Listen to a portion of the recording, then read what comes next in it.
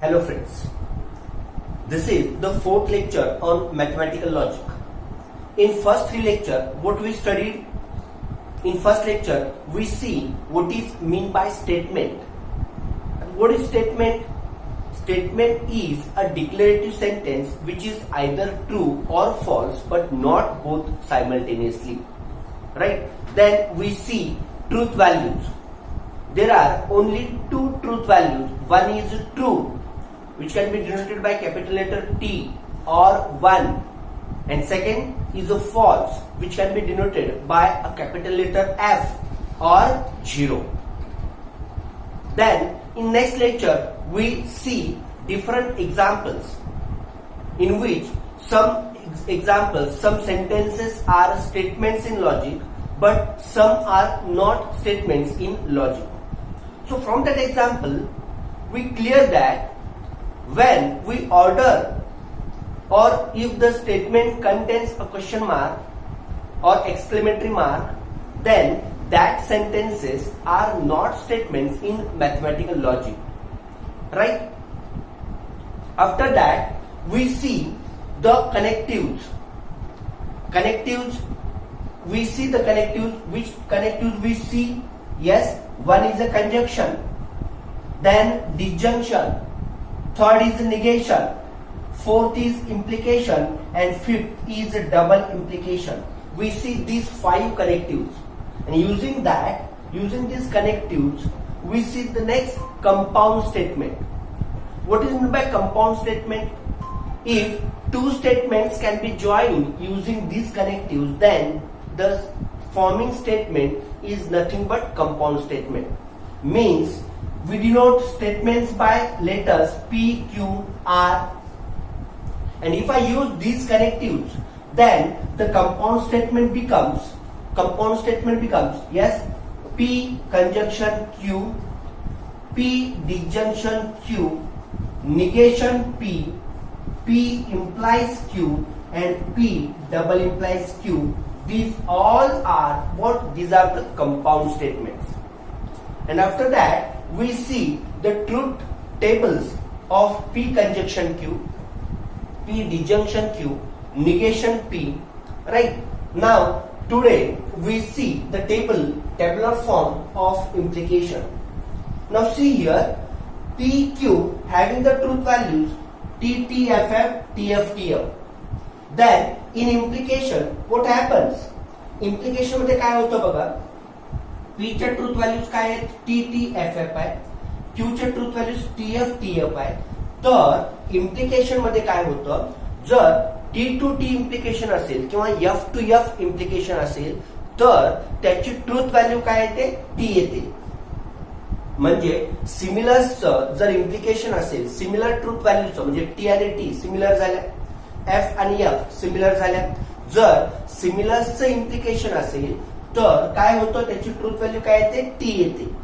आणि जर non सिमिलर्सचं implication असेल तर अशा वेळी काय होतं, T implies F gets F आणि F इम्प्लाइज T.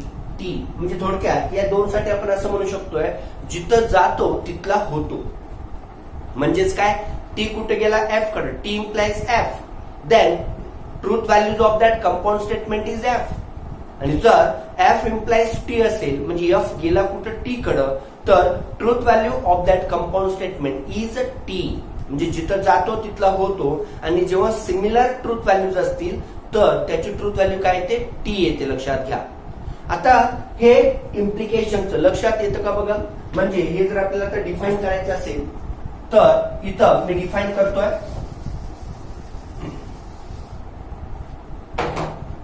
बघा, T इम्प्लाइज T आणि F इम्प्लाइज F या दोन्हीची पण ट्रूथ व्हॅल्यू काय येते?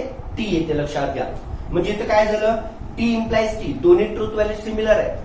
F इम्प्लाइज F दोन्ही ट्रूथ व्हॅल्यूज कशी आहेत? सिमिलर आहेत. म्हणजे सिमिलरचं इम्प्लिकेशन असेल तर त्याची ट्रूथ व्हॅल्यू काय येते? T येते.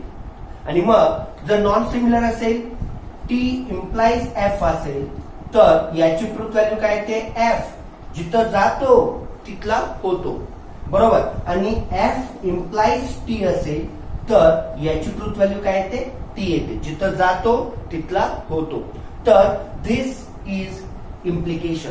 लक्षात आलं का बघा सर्वांना? इम्प्लिकेशन या पद्धतीने आपण डिफाईन करणार आहोत. आणि एक लक्षात घ्या, या टेबल्सचा उपयोग करून तुम्हाला इक्विव्हॅलन्सचे एक्झाम्पल सॉल्व्ह करायचे.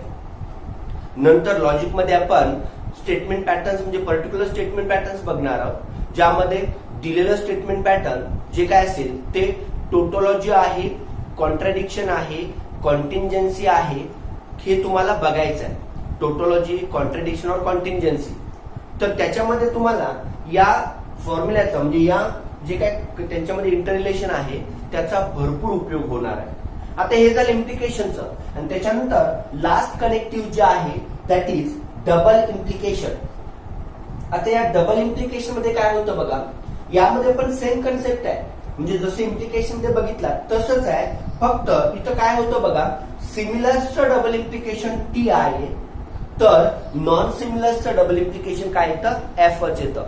याच्यामध्ये जिथं जातो तिथलं होतं असं होत नाहीये, लक्षात घ्या. म्हणजे काय होतं, टी डबल इम्प्लाइज टी काय येणार आहे, टी.